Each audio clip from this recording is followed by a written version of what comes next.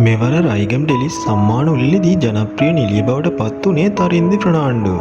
ඉතින් ඔයත් තරින්දි ෆර්නාන්ඩෝට කැමති කෙනෙක් නම් මේ වීඩියෝ එකට ලයික් එකක් දාන්න. ඒ වගේම අපේ නාලිකාවත් සබ්ස්ක්‍රයිබ් කරන්න අමතක කරන්න එපා. ඔයාලට අද මං අරන් ආවේ ඇයගේ පවුලේ ලස්සන ඡායාරූප කිහිපයක්. ඉතින් මේ වගේ ලස්සන දේවල් බලන්න කැමතිනම් අපිත් එක්ක දිගටම රැඳිලා ඉන්න කියලා ආරාධනා කරනවා.